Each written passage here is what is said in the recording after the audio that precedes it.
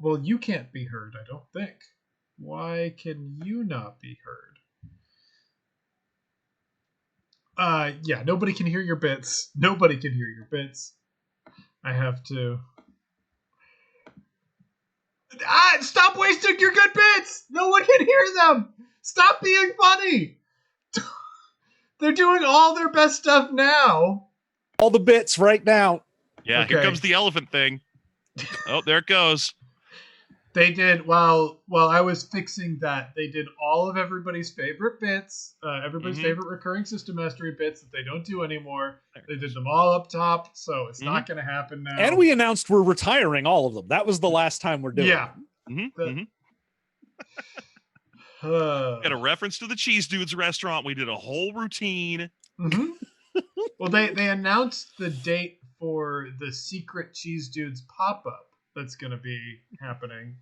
Yeah, you could only find out where it's going to be if you were listening. Yeah. And we did the whole hot dog little girl routine, which is so old now that I can't remember which one of us is which. I am the hot dog, obviously. At one point, we even had a CEO of Cheese Dudes, and that has completely fallen out of my head. Someone will eventually. There was a guy we did a routine as him once. God, so old. Yes, you are. Also, yes. All right. Well, I guess we should treat this like it's a show and introduce ourselves. Welcome to Afterthought. Yeah, I'll take care of it. Welcome to Afterthought, the podcast where we talk about whatever the hell we want. Normally, it would cost you $5 American to hear this, but today, as a special treat, it's free for you. And John and I have a guest. Could you please welcome to his own Twitch channel, James D'Amato? Thank you so much for having me. I'm so honored to be here. As is customary during the lockdown, we just aren't doing those goofy intros because we have to sit in a room and write those to make them happen. But, that's okay because we'll still do all the other crap. We'll do the topics and the questions, the stuff that matters. Yeah, we're doing all the easy stuff. Yeah, the part that's... The part that doesn't require writing. That's what we're doing. It's lockdown. We do the parts where you don't have to try. I would say that we tried on maybe 6 of those. Some of them were involved. Yeah, I think the behind the wizard one was the element that was 7 different tracks. Yeah, and the Weapons of the World song was had a lot of effort thrown into it. But I can't remember any other ones now. I mean, the SpongeBob SquarePants song, I believe, is one of the best things we've ever done. Okay, that's fair. I can get into that. Mostly because it was just me and not you. So I think also, I think Letters Home from the Edition War. Oh, yes. Yeah, that was one of the early ones. I really hope the first part of this is just us reminiscing about every single Afterthought introduction. Just how many episodes in order that there are. At no point have I ever counted that set of episodes or numbered them. I have no idea how many we've done. That seems like that would have been a useful thing to do at some point in our careers. We have like 5 shows and they all have their own numbering system. So I have no idea how many shows we've actually made. I think it's like around 1,000 at this point. Yeah, never stop to look back at how much podcasting you've done. That's a huge mistake. Oh, I've wasted my life. That's why I never number the movie masteries, because I just don't want to know. It's all about the next one. Exactly. That's how you keep yourself moving, honestly. Yeah. Hang on. People in my Discord are having a hard time finding us. I'm going to set it up again. There we go. Okay. So as we always do on Afterthought, the first thing we like to do is pretty much check in with each other because that sure wastes about 5 minutes. So I'm kidding. Why don't we start with all the plugs and the reason we're actually here? Sure. I'll start with the reason that we're actually here because it takes a little bit to get through. Currently, we are all here together on this glorious day because the One Shot Network is supporting world builders in their end of year fundraising drive. World Builders, for those who don't know, is a charity that was founded by a friend of the network, Patrick Rothfuss. And it is a pass-through charity. They do fundraisers for other charities that they've vetted and, really believe in and want to see successful. And it's become a tradition at the end of every year. World Builders does this massive drive for Heifer International. Heifer International is a charity that fights extreme poverty and creates food stability around the world by connecting people with sustainable resources and education. They're the sort of charity that will buy a family a goat, that will give them a pregnant goat. That way the goat produces milk, which creates food for the family. And that milk can also be sold, which creates income for the family. And they will put resources like that around a community to help a community create a sustainable economy that makes everyone's lives better. It is a fantastic charity that does a lot with a little, but thankfully, because of the good folks at World Builders, at the end of every year, they make up for it being a little. They get a lot of influx of money from nerds that actually mean well and want to do good things. And part of the exciting thing about the World Builders charity is you don't just walk away with the feeling of having done something good. That's peasant shit. No one needs that. That's gift of the Magi nonsense. This is a capitalist world, and World Builders celebrates that by giving you stuff in exchange. For every $10 you donate to this charity, you are entered into a massive raffle that is full of all sorts of really cool prizes. There are 2,000 author-signed books that they give away just about every year. There are board games and role-playing games of all different kinds, including games from companies like Monte Cook Games, which has some truly wonderful, and if you're a fan of System Mastery and the oeuvre of weird setting systems they review, truly delightful games that you'll enjoy. They also have, those weird aspirational things that you only see at gaming conventions, and you think, one day, if I'm a millionaire, maybe I'll be able to own something like that, like the Wormwood Gaming Table. They're just giving away those in this charity. All it takes is a donation of $10 or more to be entered to that raffle. But specifically, the One Shot Network has a page, and on the One Shot Network page, we're offering special promotional rewards for hitting certain fundraising goals. We've hit most of them right now. The one that we're looking at and getting closer to is at $20,000. Patrick Rothfuss is going to guest on Skyjack's Courier's Call. That'll be a really cool episode. I'm really looking forward to that. There's some interesting character dynamics that will pop up if that happens. So please help us get there. The other thing is our page has special raffle draws. 25 people who donate to our page are going to win a copy of Noisy Person Cards, a voice acting party game developed by myself and Cat Cool that, because we sold it to Mattel, is not available to buy anywhere. The only way you can get it is through this charity raffle. There are all sorts of other cool things, but I've already talked for a very long time. If you would like to support that, please head to bit.ly/OSNends2020. That's OSNENDS 2020. There you'll find our page. There are plenty of great reasons to give, and I thank you if you do. Hooray! Huzzah! Hey, John, I'm working on something. Why don't you do some plugs first? I'm so suspicious of that. I was just pan down. No, really nothing. Okay. Nothing exciting happening. No, there's never anything exciting happening when you pan down. Yeah, I mean, I assume if you're here because you like Afterthought or you just want to hear us, you know about all our podcasts, but in case not, go to systemmasterypodcast.com. We've got too many podcasts. Oops, too many podcasts. Oops, all podcasts. That's all we ever do anymore.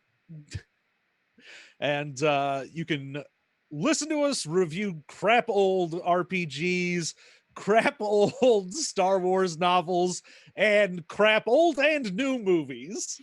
Sometimes we find gems. You never know. It's true. Sometimes. We've got a really interesting one coming out tomorrow. I would not say it was awful. No. I would not say that. Yeah. I would never say that. Hell, this is an afterthought. So since you're all afterthought listeners, obviously you've earned the right to hear what it is. It's some crazy game where you play as gods, and it's called New Gods of Mankind. Now, is there a Jack Kirby connection here? Is it like capital New Gods? Well, it's only insofar as the book has a bunch of dots spilled all over it. Is there a Jack? Yeah. Actually, I mean, it's mostly that you are now the gods of wrestler Mankind. So you're all now the deity of Mick Foley. Yeah, and you send down your only son, Sako.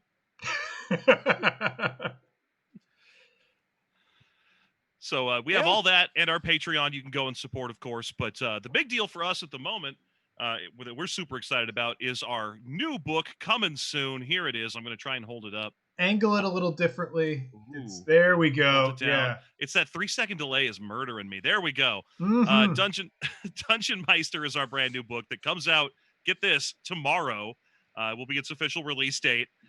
This is a book of cocktail recipes. There are 75 fun, nerdy cocktail recipes in here to help you plan your next gaming session or party. And I know for everyone at the moment, planning means, 6 months from now. But God, won't that be great when everyone shows up and you'll have these cool drinks? When you have that big doorknob licking, face touching party where you breathe in your friends' mouths, you'll want the proper drink to associate with it. And believe me, there's got to be at least one in there. Oh, yeah, absolutely. There's several drinks in there that are... It gives you time to practice so you can actually perfect making the drinks. More than one cocktail in there requires you to dip the drink in a doorknob after mixing it. So, yeah, absolutely. It gets you right and set up. Now, at the moment, we are running a raffle. So there's just all kinds of giveaways happening here for that book. And it will last until the end of the year. If you purchase a copy and let us know, and the easiest way to do that is to go into our Discord and send me a DM. With just a screenshot of your Amazon order or your wherever fine bookstore you choose to purchase it. If you send me a screenshot that shows you bought it, you'll be entered in a raffle to win a pair of customized shot glasses, of which only 3 pairs will ever exist. Pint glasses. I've got pint glasses. Thank you. I keep calling them shot glasses. Not if you fucking do it right. Yeah, if you try hard and believe in yourself, anything is a shot glass. Yeah, that's correct. Yeah, and here they are. There's the System Mastery logo one. I just got these. I couldn't be more excited about them. They're laser etched. We used our one color like our dice logo. And here's the other one from the Dungeon Meister book cover itself, which is really hard to get to work on camera. Oh, geez. Between the 2 different cameras, get out of town. This is impossible. But there it is. Cameras. They're super cool. I'm really excited about them. And you can still get entered in that raffle all the way until December 31st. So there you go. And people in the channel are saying they already got their book, which is awesome. It doesn't come out until tomorrow, but that shows you how well those release dates are respected in the book publishing world. Yeah. And have y'all got? I mean, y'all got your author's copy, which I am so envious. I have not received my author's copies for my book yet. Yeah. You haven't gotten the microgame copies? No. I mean, it was they pinged me a while ago and they're like, hey, COVID is really slowing down shipping stuff. Do you mind if we hold back on sending out the author copy? And I'm like, yeah, sure. But like me and a bunch of the designers who contributed to that book still haven't got our copies yet. I'm like, I would love to do promotional tweets, but I got no book. One of the best things about writing as an author pair is that they just give 20 of these to each of us. So we have 40 of these stupid things, and I cannot wait to figure out what to do with them beyond obviously using them as Christmas presents. Yeah. That's the joy of writing a book every year is I always have Christmas presents. So I can just be like, here, the things I have for free. I didn't have to work for this. Well, that's not true. Hold on. Honestly, working on that book was a blast and really weird because we wrote the entire book in like April and June. So we were not even able to see each other at the time. We had to write it and pretty much just share notes across a Google Drive document. And if we wanted to work on a drink, we had to do it on our own time with stuff that we acquired via like Bevmo orders was the only way to get it done. So it was a lot of fun. I can't wait to start another one. I mean, that speaks even better to this book's viability as a thing right now, because it is based entirely on alcohols that can be easily delivered to your home. Mm-hmm. Mm-hmm. Except I went way out of my way to order a bunch of. This book uses luster dust, and there's a bunch of Jello shot jiggler recipes, including several that glow under black lights, so that you create creepy psionic type effects. There's all kinds of neat stuff in here. Oh, yeah, we got ones that are like weird color changing drinks and just whole sorts of nonsense magical drinks. Oh yeah, we have one that turns from blue to purple when you add a little secondary vial to it, so you can do potion crafting at the table. Love that. And that way you upgrade from rare to epic. That's right. That's what it's called. It's just like seeing Eurydice. In Hades? I love that game. It's very good. It is really good. Y'all just want to talk about Hades? I mean, I do, yes, obviously. All right, favorite weapon and favorite type of weapon, go. Oh, man. You know, I for a while it was the adamant rail, but I don't know right now, because I'm still in the process of like unlocking all of the extra powers for everything. Okay. Every time I do a new weapon, and I always do the one that gives you extra darkness, that's my new favorite one. Whichever I finish the run with, I'm like, oh, that was great. I know it makes me. It's always the bow. Yeah, okay. It's 100% the bow. Yeah, and you're always torn between Yama and Chiron, right? Rama, yes. Rama. Sorry, I played it in forever. Excuse me. How dare you? Oh, I beat the shit out of it. I got myself the 32 heat trophy. What else do I need to do? I know. Well, and on Switch, there's no Chivos, so I don't even have Chivos to chase. Yeah, but when I did 32 heat, I did it with the Eris rail because I just love standing in my own bombs, and that shit is my jam. Oh, my all-time favorite weapon, and I know it makes the run slow, is the Zeus shield. I can't get enough of that lightning storm effect, and just I love playing the game passively by just throwing the shield out and then running around and bringing everyone to their own death. That is my jam. Oh, that's good. God, that game is good. I don't feel like officially you don't beat it until you get the threesome. I think that's officially the rule. Man, I've got so much ahead of me to look forward to, I guess. Good news, I will not tell you who it's with. I have suspicions. Oh, good. They're wrong. Ooh. No, they're not. They're sorry. Although, speaking of Chivos, I gotta say, Monster Train, I have beaten everything in it. I 100%ed Monster Train, and I think it's the first game I've ever done that in. Wow. Boy, I think the only game I've done that with is Gundam Battle Assault 2. Nerd. Yeah. Yes. We have a whole channel on our Discord called Gundam that is a jail for people who won't stop talking about Gundam.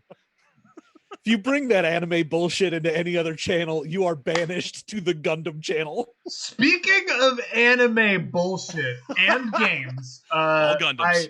I recently, on a sale, picked up Jump Force, which is a game that I was kind of deliberately avoiding because it got really mixed reviews. It looked like garbage. It fucking rules. Does it? Okay. For the price that I got it at, and the caveat to this is you should like at least 5 of the animes that it features characters from. But if you do that, first of all, the combat is fun enough. I think it is better constructed than the My Hero Academia games and the Naruto games.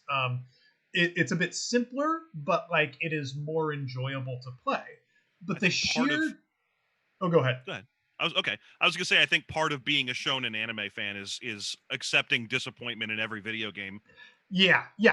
Which yes, I don't want you to expect it to be a great game. It is not a great fighting game.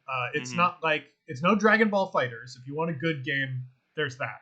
But if you're okay with a mediocre game that just has the delight of holy shit, this is 50 characters, and also has a story mode where those characters actually interact in fun ways, it's super enjoyable. Well, I mean, it's just smashing your toys together. So, Yeah. obviously, if you want to just take all your different things and go, now kiss. Yeah, I've heard people say it's very similar to. I mean, people are saying in the chat right now that it's very similar to Tekken. On looking at it, the thing I always thought of first, because I'm an old man, was Power Stone. Power Stone is a pretty good comparison. I will say it has like a couple mechanics that make it work a little bit better than Power Stone. Specifically, that it's got the characters face each other pretty much they're locked all on. the time, Okay. which that is a great mechanic. And also a button like in Dragon Ball Fighters that zips you forward towards your opponent really quickly. So okay, yeah, those are both really useful. Those are great. And every character has specials. Your own special anime OC can equip anybody's special attacks, which is fucking delightful. You make your own guy, your own anime. If you like, it makes you do the story mode to start out with, and you make an anime OC. And your anime OC can, as you progress through the story mode of the game, you unlock the attacks of all the characters that you're working with, and you can mix and match them. So you can do like Kamehameha and some Naruto Rasengan bullshit. It's fucking delightful. It's much better than I thought it would be. So if you can get it on sale, and that's a huge caveat for it, you'll definitely want to get it because if you're like me, there are a few DLC characters that are absolutely necessary to have, including All Might, who's in there and so much fun to play with. Yeah, MHA is kind of my anime weak point. It's the one I'm currently invested in. And every other time when we get a lot of questions from listeners, they're like, hey, what anime do you like? And we're like, okay, well, we're like 41 and 36 or 37. Guess. Did you? The popular one. Cowboy Bebop. You are right. But one question I have about that is, if you can make your own anime around in the anime world, does it have a very generic builder for your character, or does it look like the different artists? Can I get like a Toriyama looking design? Yes. So that is kind of part of it. The thing that sucks about it is the body constructor. Like the body constructor is pretty basic to the point where there is a slider for body that says more or less. More body. Which is good in a certain sense, but also not good in other senses. But the face constructor is pretty robust. And the eyes specifically, like there are eye styles for every artist that is contributing to Shonen Jump. So like you can get your Toriyama style eyes, you can get your Naruto style eyes. Like that's cool. It's very easy to pick out. Like, oh, that's who it is, and it has a bunch of generic anime hairs, which are pretty good. It also, you get unlockable, like iconic character hairs, though they're equipable as hats. The one thing that kind of sucks, it gender locks you into a few choices, which is a big bummer. But apart hey, if I can get Naruto style eyes and I can slide the body all the way over, then I can make a choji, and that's going to make me very happy. So it'll be fine. So that's cool, man. I guess now I need to throw a video game. I just bought Squadrons. Ooh! Oh man, I just bought that too. Yeah, on sale good. Also. Then there's someone else in the world who's going to be as bad at it as I am right now. Perfect. Yeah, we should definitely play with pranks and just make him like uncomfortably upset with how bad. Yeah. I actually It'd be the Slippy in his squadron. Help me, pranks! Just over and over again. Oh man, that would suck for him, but it'd be great for me. Ooh, it would be so much fun to just say Star Fox dialogue and see how long it takes for him to pick up. That's what's happening. Let's stream it. Put that shit on a stream. Do a barrel roll. Yeah.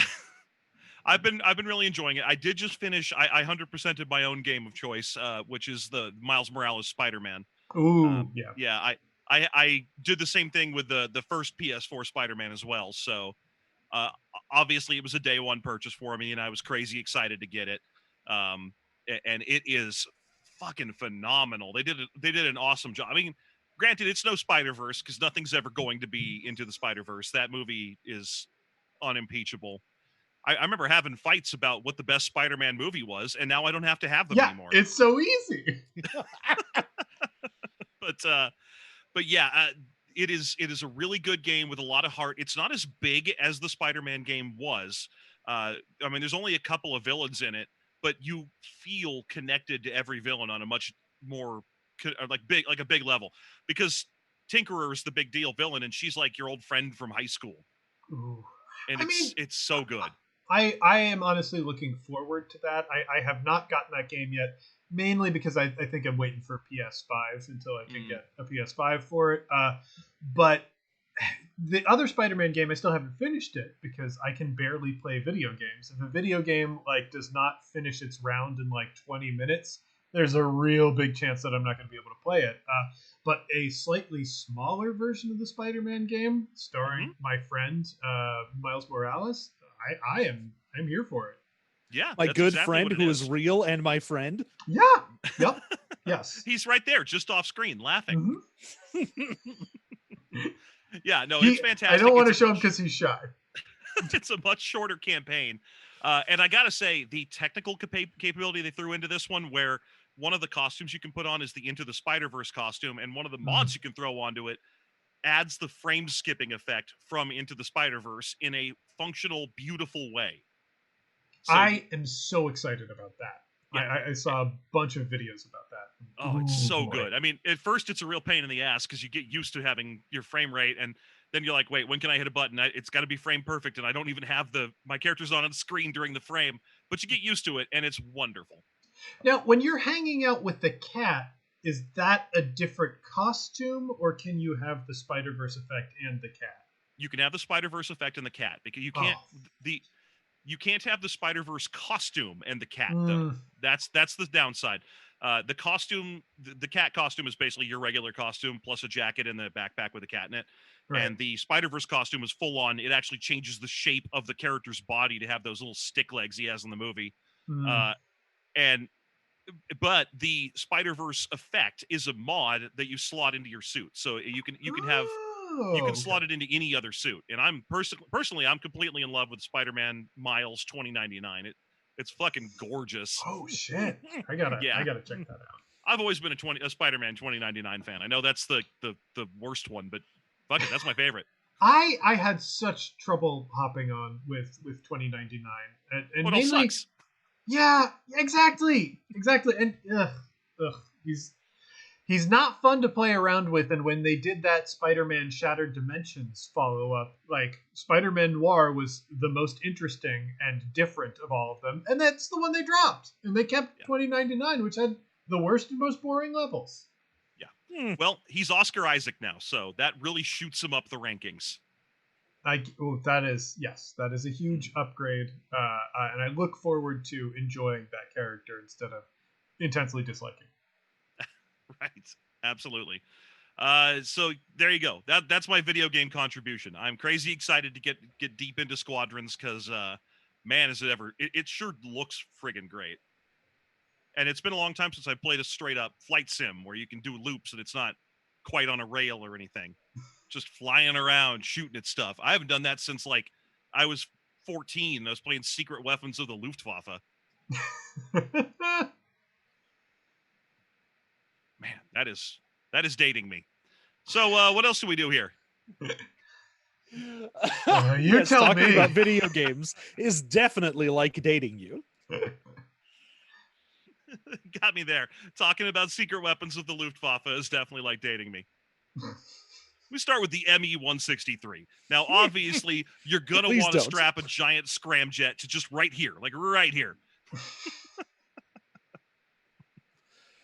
So did y'all have a topic, or was video games our topic? What are we doing, huh? I don't know. Do you have a real topic? That this came about organically.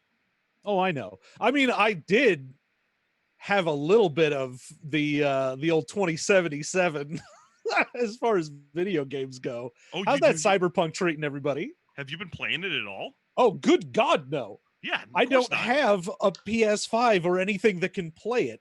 I don't have a desire to buy that game. Can I tell you? Also, that is a game where I feel like it makes me happy about the circles I travel in, because I've never once seen like a commercial for that game or a positive review of it in any way. All I have ever encountered about 2077 is the discourse.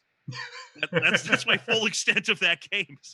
It's just people being like, no, here's 7 more reasons you should not play this. And I'm like, oh, good. I'm glad I haven't heard one reason why I should yet. Yeah, I think one of the wildest things that I've heard about it is there's a series of missions that you go on to improve your reputation, where you fight like other gangs like for the cops, which is so cyberpunk. It kind of is, yeah. We really I want to get my cyberpunk. street cred up by being a huge narc. Yeah, I mean, the closest I can get to really engaging with Cyberpunk 2077 specifically at this point is like, hey, what's up with all those dicks sticking out of pants? That's a problem, apparently. That's the Hey, y'all seen them little trees? That should be a feature in every video game, in my opinion. Yeah, there's the 2 glitches I've seen, which is your dick out your pants, which seems to be a really common one. Like, no matter what you do, there's your dick. If you give yourself a big old donker and you go into the inventory screen, then it's just like, hi, it's me. Or you can glitch out so that your boobs are much stronger than your shirt, like they get priority, and so your shirt hangs as if your breasts are simply not there, but there they are. They carve their own path. So those are the 2 glitches I've seen, and I'm like, man, this. I love that we finally have a game where you can go in and be like, I would like this manner of dongus, please. Granted, I've heard it only has 3 options in total, and that clearly is insufficient. But I love they got to do the Conan style where you get a slider. Yeah. Oh yeah.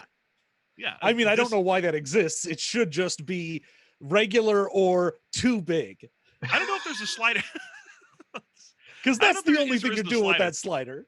I think the complaint I've seen is that the only options in the game are circumcised, uncircumcised, vagina, and there's just the one vagina option, which was kind of a disappointment. And the vagina itself is more or less a lack of a dick.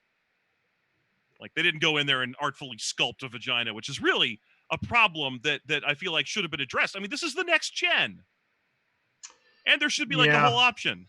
Yeah. So I don't know. There you go. That's my full thoughts on Cyberpunk 2077. Otherwise, here's my thoughts on all Cyberpunk of the last, 20 years. It's Microwave Neuromancer. Stop it. Come up with some new shit. Yeah, put the punk back in your punk settings. I have worked on that what do you call those that meme that's a grid where it's like goes from chaotic to neutral and you fill each thing, and it does. I've done that with Cyberpunk where normally punk purist would be you have to fight against the man, like you are rebelling against an establishment and you represent the underclass. Right. And then the problem with that was that almost all Cyberpunk media instead is you're a slick rich guy who fights for other slick rich guys. Yeah. Fucking Deus Ex, the reboot of Deus Ex is exactly like that. Yeah, and I know there's things that aren't that. There are Cyberpunk games out there that don't. I mean, you get that with your Shadowrun, where there's street samurais and shamans who are representative of homeless folks and so on. But even then, it's always like, well, what's the first thing you do? We take a million new yen job from a Zaibatsu. You're like, all right, so right away, we've got a whole bunch of Japanese fetishism stuff stuck in there, and you're already working for the man. Great. So I guess this is at most punk neutral. Unlike, our rad game, which is Arcade Punk, which is super great. Does that even still exist? It still exists. Are we still working on that? Oh yeah. What's this? It could. John and I for Space 1989. Space 1989 is a game that John and I have been kicking back and forth for, half a decade. Where the basic premise is that it's absolutely punk because you can only play as children, and you are fighting against the adults. But the overall basic premise is you are kids from 1989 who were in an arcade when the arcade took off and started flying around and was a spaceship. Okay. Yeah. I mean, it's very, imagine like a Power Rangers or Big Bad Beetleborgs or VR Troopers or any of that. And then the bad guys are sort of the main adult gray suit, very, you know, the man type. And you're all in like ridiculous neon and super cool lighting effects and doing rad nonsense. And all of your powers are based on arcade games. Yeah, the neat thing was that the player classes in the game were divided up by what type of video game you're a fan of. So you'd have like, oh, I'm the World Warrior. I'm way into fighting games and 6-button combos, and or I'm based around light gunners, so I'm very good at shooting at a distance, and I always have my couple of zap blasters with me. That sort of thing. That's so great. yeah, that was like, it was all done by arcade genre.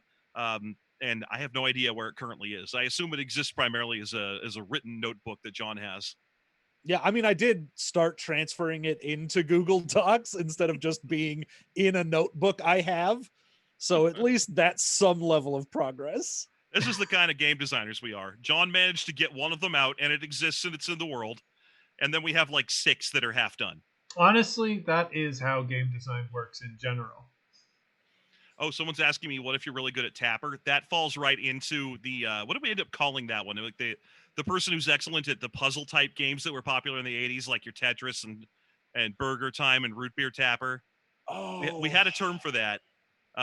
It had something to do with bricks, and it was, and yeah, absolutely. You create constructs on the battlefield that act as either benefits to your ally or like obstacles to enemies that you're fighting. So it is absolutely a function of the game.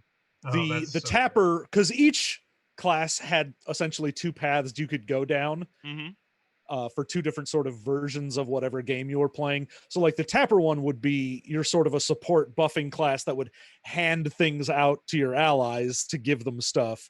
And then the other one is like the Tetris thing where you create like crap on the field that gets in people's way and falls on them. Yeah, just, you know, like walls and things like that. Yeah, so that sounds like fun. What was the engine that you were working with for that? I'm assuming made my own engine. We were building it. Yeah. Uses 2D8 resolution for the 16-bit system. Mm-hmm. Oh, that's good. That's very good. Honestly, once I started playing Bright, I was like, wow, this is like a lot of the mechanic behind it, not so much the doubles resolution, but a lot of the little bits behind it in the scenes. I was like, this is very close. And I'm very pleased. I could almost just adapt this into a Bright hack. Now I'm trying to remember. There's a question in the chat if there was a face class in the game, and I know there were, because every class had a series. It was pillar design, so that every class had a social pillar that they would go up as well, almost entirely built around using downright fierce as a social mechanic for the fighter class. Yeah, if you were the World Warrior, you could get an ability that was downright fierce, which means you could automatically succeed at intimidation checks. Mm-hmm. So everyone had a social role to play of some kind, and I know that there were a couple of people who represented face classes, but Lord knows I don't remember what they were. Yeah, it's not so much face classes as everyone has a way to interact in that column, because all of the herbs are split up into combat, environment, and social. Mm-hmm. And you can't just pick things from combat. Like, you had to get one in each before you could move on to getting another one in the same category. So you'd have things like, all right, I've got an ability that affects environment or exploration or things like that. Whether it be like, oh, I have a double jump ability, which lets me get up to high places, things like that. Mm-hmm. And then, you know, you'd get your social abilities. So whether you're intimidating or you're slick or you're good at getting information out of people just without them realizing it, there's a lot of weird little things that you could do. Actually, that was another thing, was that the initiative system, because another question about how the initiative system in the game was based on putting your quarters on the rail. Yep. Well, it sounds great, and I'm mad that y'all didn't finish it, I guess. Okay, fine. We'll finish it. If only we were part of some sort of massive fundraising goal to put a fire under our asses or something.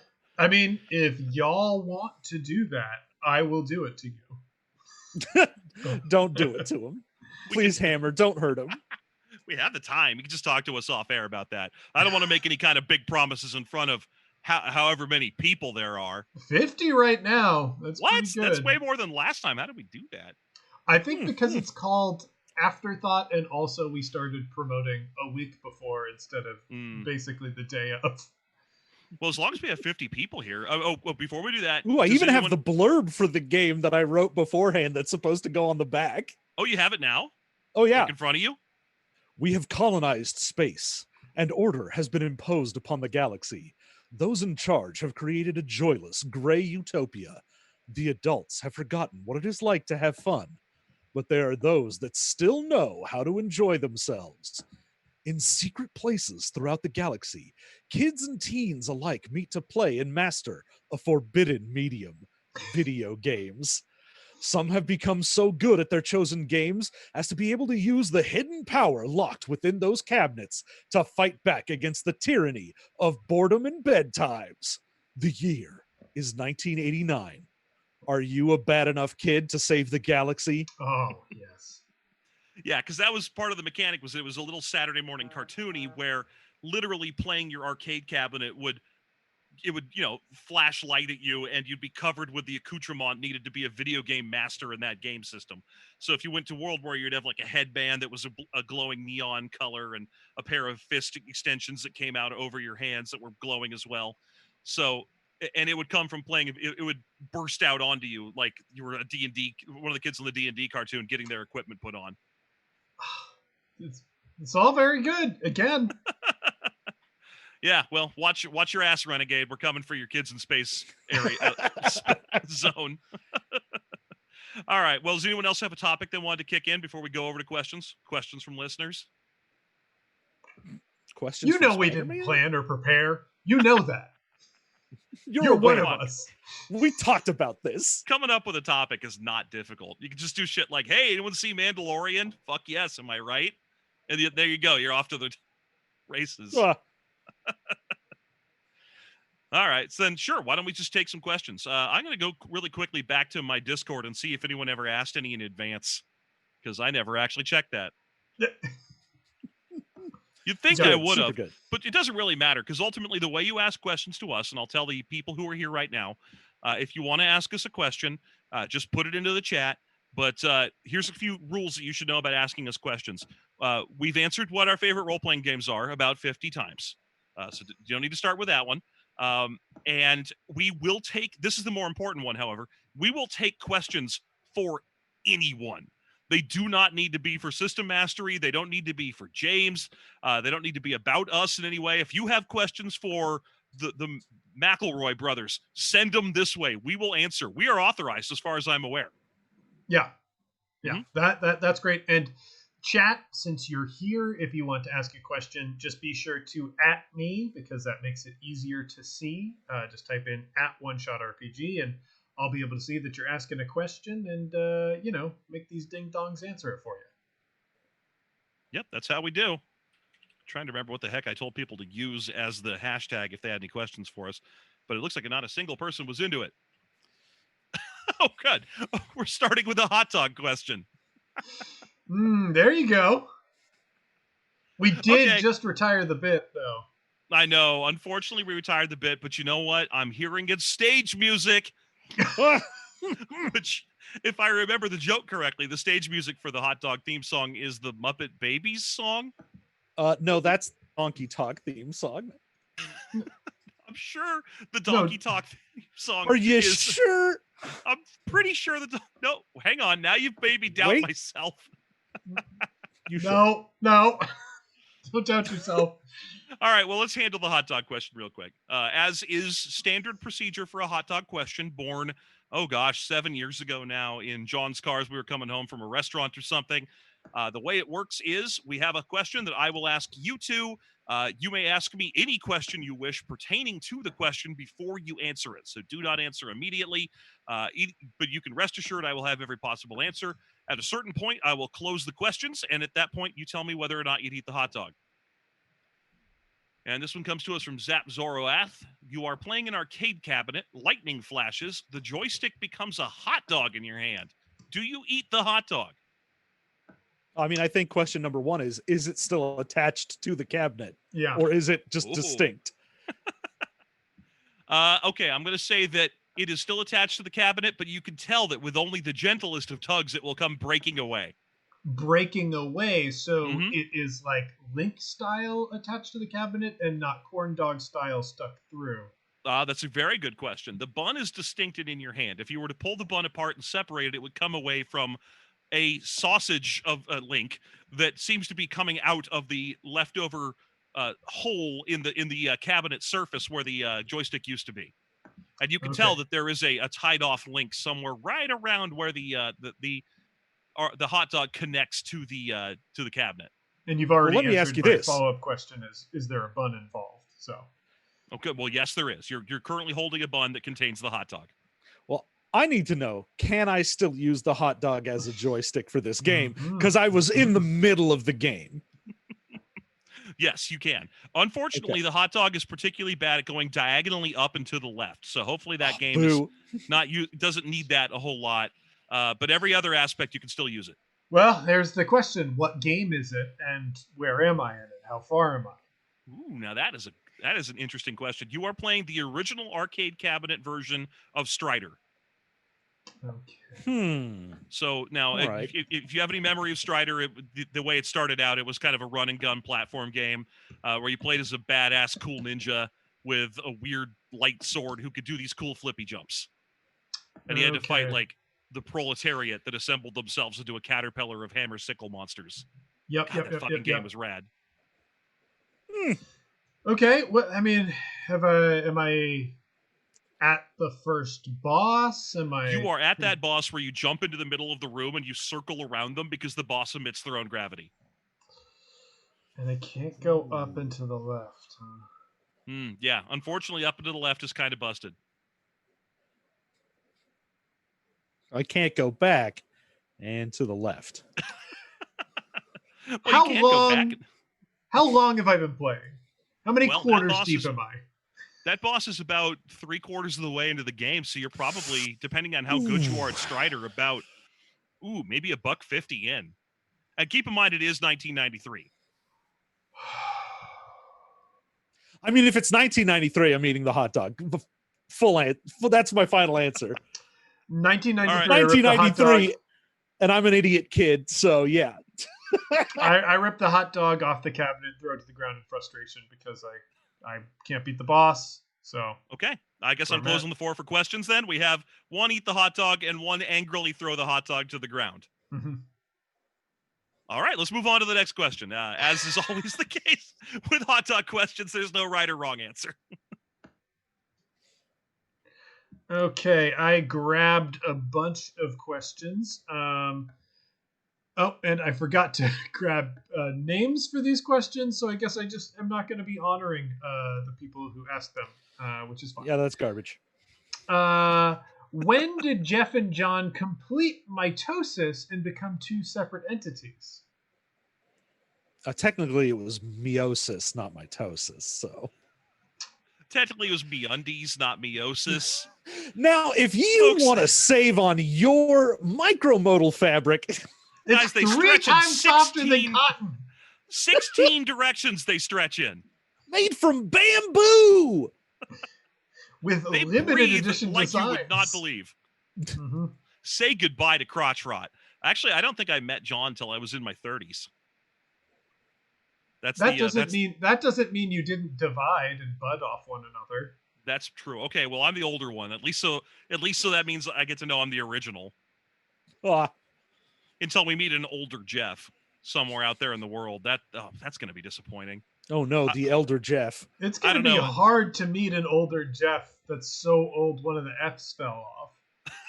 We're going to have to. It'll probably be a je. But no. I think it goes the other way, where you lose a little in the split, so it'd be Jeff with 2 Fs, and then he split off from Jeff with 3 Fs. Oh, okay. The problem is we have such wildly disparate childhoods that even though we're very similar now, we would have it feels like we almost would have had to merge together and then rebud again. So we probably became a single being sometime around the age of 15 and 18 respectively. and then butted again sometime in our like late 20s. Does that sound about right? Interesting. Because sure, ultimately, there's no way that in our childhood, I was a feral Wolverine street infant. Yeah, and canonically. John, yeah, both canonically, and that's actually not even a joke. That was just my life. Where John has a canonical origin story of having been a pampered boy who sat atop a pillow. Oh yeah, and had a butler bring me a marshmallow on a silver platter while I read a book about ghosts. Yeah, that one's a gag. But so we won't be departing from canon there. But drinking from a hose between the ages of 6 and 13, that's real life. That was all the water I got. All right, I think that resolves that particular reproductive issue. So we'll move on. So do you folks even get time to actually play some games nowadays? Well, no, but especially nowadays. Yeah, because organizing them and sitting down to play them is even harder now. Up until quarantine began, it's in John and I we're part of an ongoing game that has kind of fallen by the wayside just because going to other people's houses is impossible, and there you have it. But we had been part of a campaign that was regular and had been meeting weekly right up till that point.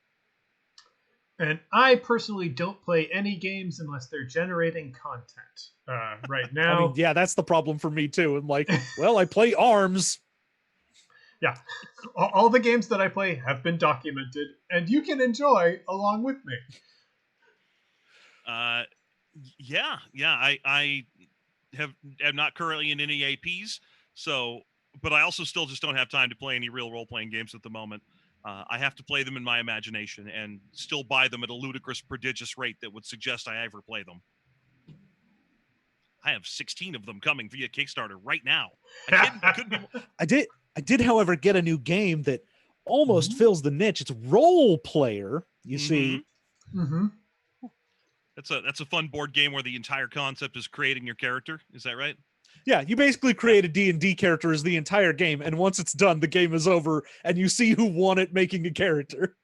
I think I have played that. Wait, who publishes that one?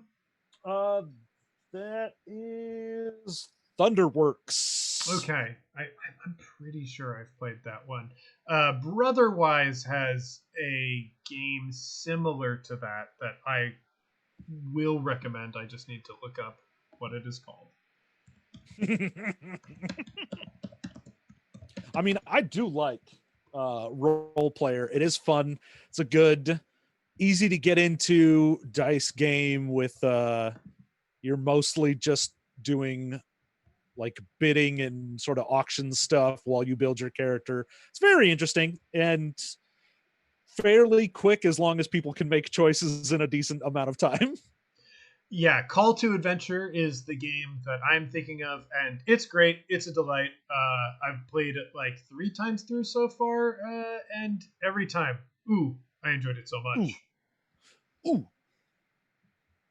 Anyway, I'm sure that answers whatever the question was. Yeah, I mean, who cares? That totally answered my question. Here's a t-shirt. That partially answered my question, my query. We're gonna move on to what movie on the list are you most afraid of having to watch? Now, this is an interesting one from my perspective, as I have never guessed it on Movie Mastery and don't have access to that list. You've guessed it on Movie Mastery. Have I? My Little Pony? Yeah, that's right. I was in theaters now as well. Well, I did guess on one, but the list really needed you. The list has no power over me, which suggests the existence of a more terrifying list of movies that I am fated to watch. I have not seen the list in 3 years, so I have no idea what's even on there. I mean, right now, I'm looking at it. We have 207 entries. Some of those are doubled up for when people sent in DVDs. Which we got to discontinue. I haven't put a DVD into a DVD slot since like 2014. Oh, I know. But I'm like, whatever. You took the time to send me a DVD. You can have 2 slots. I don't care. I'm not going to watch it. Yeah. I'm not even going to keep it. I threw away 11 copies of the B movie the other day. Look, I have 6 movies right on my shelf that we just got. So by God, you will watch I, Frankenstein at some point. Okay. I mean, I've seen it, so I don't know if I have to again. I think my answer to this, because again, it refers to a theoretical list and not an actual list. It's probably any of the Jordan Peele horror movies. I haven't seen any of them yet, and they look too scary. Every time I watch one of those trailers, I go, that's too scary. That's clearly going to be too scary for me. So I'm most afraid to watch those movies. I'm probably going to go with if we have any of the big horror franchises on the list, like a Jason X or. Oh, okay. Well, then I'm going to let you go because I have no idea. I don't know what's on that list anymore. I mean, I'm still just scrolling through looking at stuff like, The Magic Christian from 1969. Not looking forward to it. I'll say that much. Is Crossroads on there? Because I feel like that's a big no from me. I don't think it is. It is not. No one recommend Crossroads. Thank you. Okay. On Deadly Ground is on there. Yeah, that just fucking rules, though. Get some. I mean, the one I'm looking forward to the most is the other Ewoks movie, so we can close the loop. Yes, Caravan of Courage is still sitting on the list. That's the one I'm looking forward to the most, is watching John endure Burl Ives' calm drawl, explaining how the Ewoks know how to get special medicine out of the trees. Although I gotta say, there's definitely a bit of dread for Ahmed Saves America. Oh. God, no! You're right. That's a cartoon too, isn't it? Oh, yes, no. Jeff Dunham cartoon about Ahmed the dead terrorist. Oh, why is that allowed? That feels too mean. Yeah, it is on the list, and every time I look at it, I'm like, I'm glad that you're at like number 2, so the random number generator doesn't usually go there. Would be random. Okay. Man, fucking I think that definitively answered that question right there. That made me sad.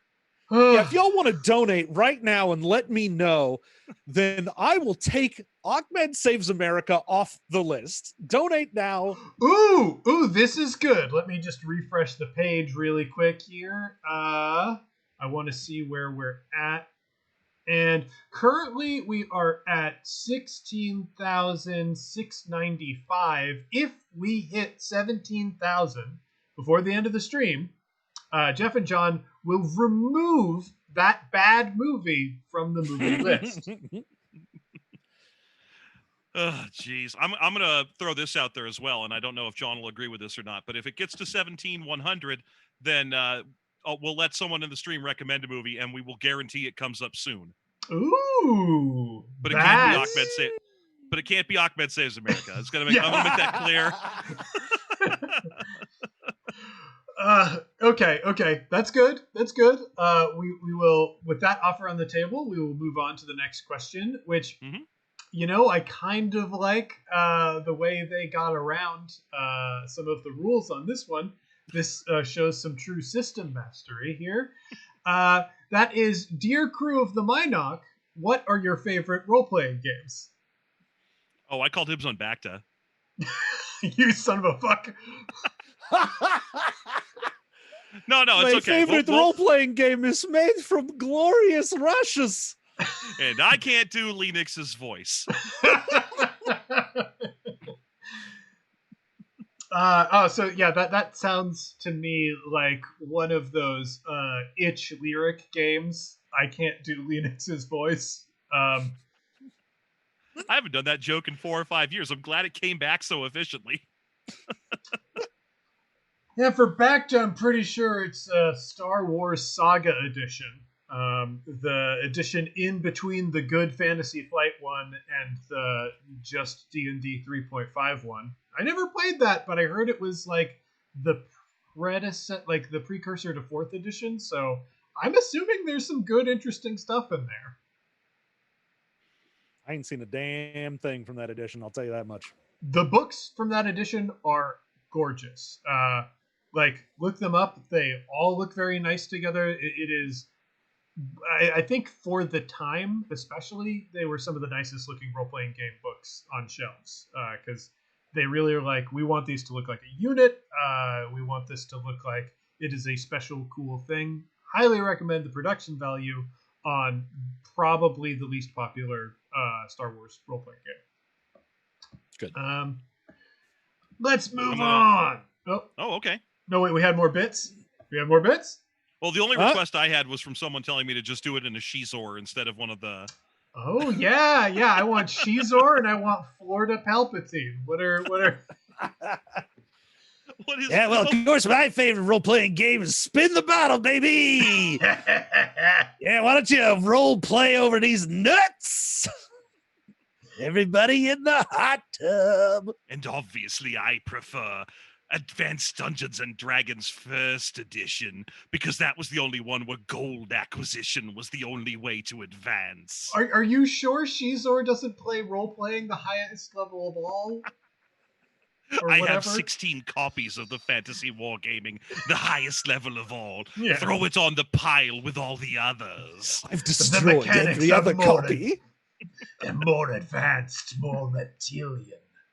Cool. No one can have it now, only me. My skin has turned the color of the book so that I can hide it amongst my person. And there you have it. I miss Shizor. I wish he was in more than one book. Actually, wait, he was fucking awful. Yeah, he comes back, I think, right? He's in a comic book series as well, and he's got a nearly identical, dresses the same sister who was also in a comic book series. I really want to somehow get y'all to read the Quinlan Voss comics. There's a very specific order of Quinlan Voss comics that should be read because they are so the spirit of these bad novels that you're reading. I need someone to understand how terrible this story is. We've got to figure out, at some point, we've got to figure out how to access the comics and make them into a thing that we can wrap a whole episode or two about because we've found some just crazy stuff while digging through Wikipedia for the bonus content. Oh, yeah. That's why I don't want to review the comics, because all the best material is coming from that. Yeah, that's that. Our bonus content almost completely runs off finding crazy comic stuff and being like, there was a fucking satyr in Star Wars named Valentine Farfalla. He rode a pirate ship through space. And that's just the shit I absolutely love, and I don't want to lose it. Farfalla. Ah, yes, this is my new Star Wars man, Fusili Arbor Day. Valentine Farfalla literally looks like Mr. Tumnus. He's Mr. Tumnus with a lightsaber, and his best friend is a big warlord named Hoth, and the two of them get he's not related to the planet, no relation. And I think they're from some 4,000 years before the current trilogy, somewhere in there. Some 4,000. Yeah, about a 4,000. It's God. There's just so much comic book, and there's several flavors of comic book Star Wars weirdness because you've got what I'm talking about, which is like from around 2006. But then you've got the comic books from like 1978, before Empire Strikes Back even came out, where they didn't know what Luke was or was going to do, and those are crazy as well. So anyway, I'm down for it. Yeah, I mean, there are so many legitimately good comics.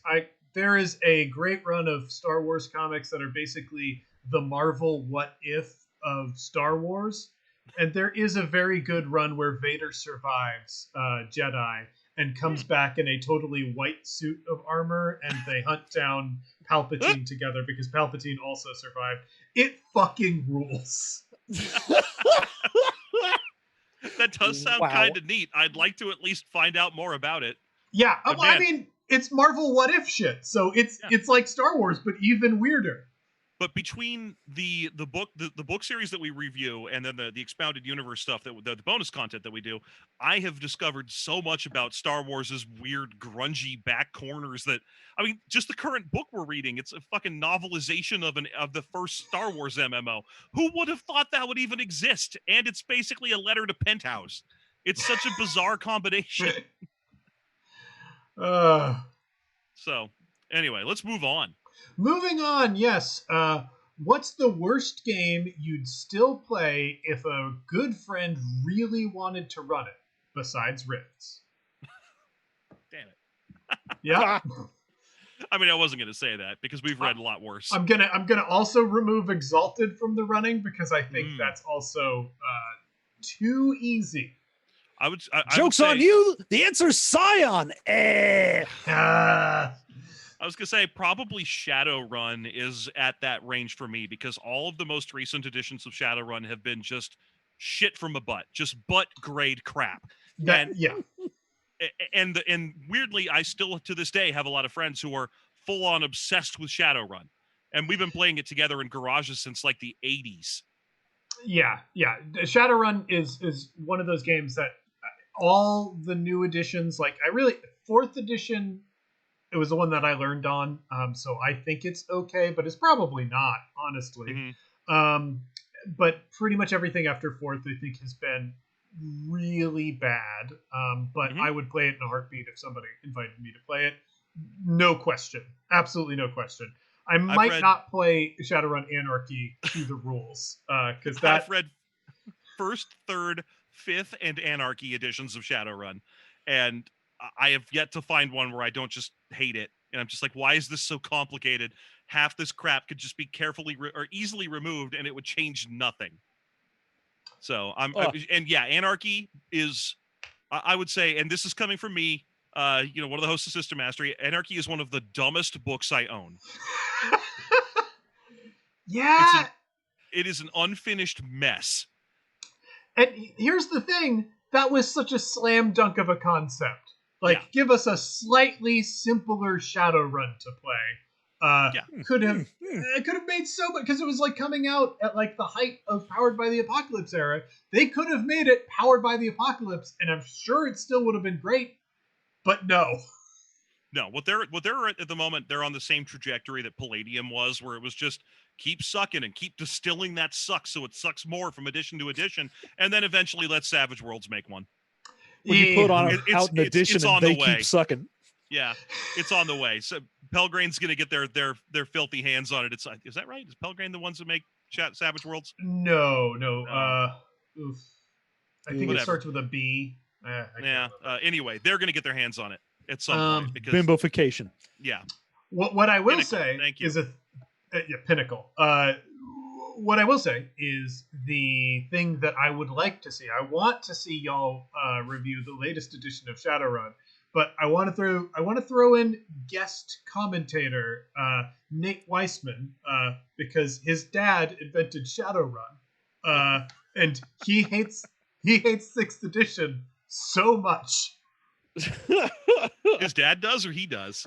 I mean, I think it's hated as a family. Let's see. He designed the Marvel Villainous board game, right? This is that guy. Did he do Villainous? I don't know. I do know he did the Kenny G board game. Okay. I'm not sure off the top of my head. I thought he was a person that you've recommended to us to review. It is called Getting before. Sexy with Kenny G. Hey, that's really good. It's apparently a very good game. But yeah, I strongly recommend him. He is very, very good at what he does, and one of the best times I had at the Gen Con that edition came out was listening to him be furious about it for like a good solid half hour. I'm sure he could stretch that out. Yeah. So for me, I will say from another direction, I don't want to say this game is bad. I don't think it is special because of mechanics, though. And that is Tenra Bancho Zero is a game that I would play in a heartbeat. It is not special because of its mechanics.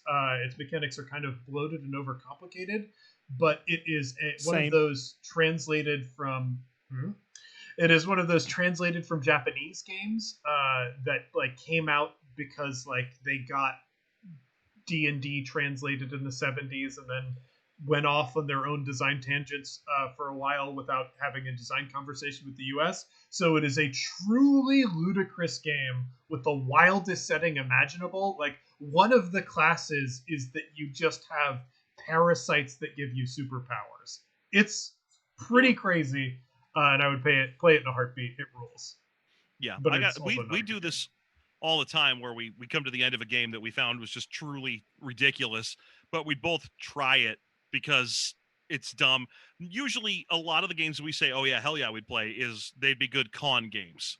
There's nothing like slapping down Mermaid Adventures, which is actually a perfectly qualified, very fun game to play that we found a little silly, but would absolutely love to play at a convention because people are going to get right into it. And we've even done it. We ran it at Gen Con. It was a blast. Yeah. So that's yeah. So that's that. We got, speaking of Cyberpunk 2077 and Jump Force, what's your favorite OC generator that happens to include a video game on the side? I mean, I think the answer is obvious there. I mean, City of Heroes. City of Heroes, yeah. Yeah, pretty much City of Heroes.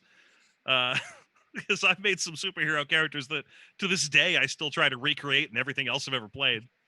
I mean, honestly, I had like 2 pages of characters with most of them I never even logged in on. I was like, this was fun. Now to make a new character. That's where I came up with Zombie MacArthur, one of my favorite dumb hero concepts. And I've used him as like the NPC that runs missions in a million superhero games now, where it's General MacArthur, but reanimated by a bolt of lightning so that his I shall return finally came true. But so now he's this ancient zombie who still talks like an old general and orders people on crazy missions. So that's the kind of thing where I made him in that dumb game with a corncob pipe and a skeletal hand and all that. But yeah, that game was one of my favorite OC generators of all time in terms of just having a loose character creation engine that was just, even if it was low poly and old, it was very memorable. Yeah, I don't think that's ever really been topped for me. That's an easy one. We nailed that one. Yeah, we're done. We got it in one. Okay, here's this one might be a little challenging. All 3 of you are reincarnated as one Cerberus. Who is the middle head? Well, I mean, for maximum torture, it would be you, James, because then you'd be in the middle of us and we would be constantly jabbering at each other and you would be stuck in the middle. Yeah, well, people.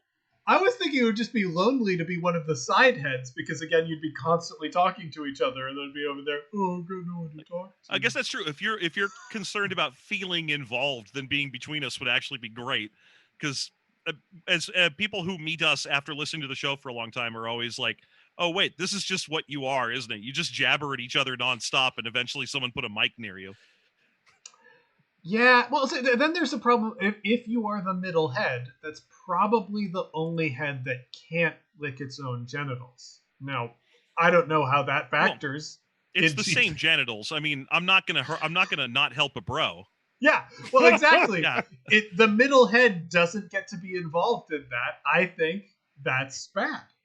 Well, I had a friend a long time ago who could do it to himself, and one time he did tell me, this is a true story. One time he told me, I don't do it because it's a lot more like sucking a dick than like having a dick sucked. And I mean, there are 2 other heads. The situation is different. Yeah, exactly. No. You wouldn't want to be the one doing it. You'd want to be the one. You see where I'm coming from. I'm just saying, being the middle head's not that bad. It's a fine choice. This is almost a hot dog question. It's very close, yeah. I'm gonna say, I don't know. Maybe we should just go by age and put John in the middle. There it is. Okay. There it is.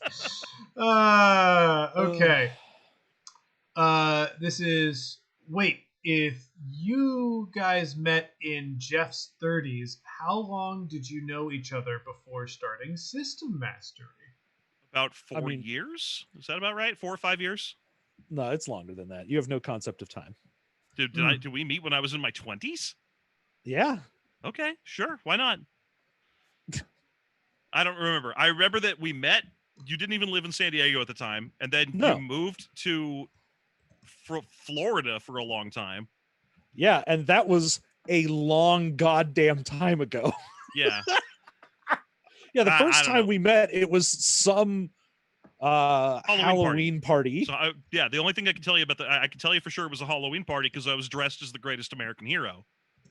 Yeah, and when I went over to your house, we began talking about the original NES, and then I was like, well, this is a cool dude, and I'll talk to him. Mm-hmm. Yeah, that much. And I remember that costume got used twice because we met again right away, like within a week, because we went to a Rocky show. And it was a Halloween Rocky Horror, and I was still the greatest American hero. And it was your virgin night. You had to be a virgin at Rocky that night. Yeah. And so, by God, I beat the shit out of Chubby Bunny.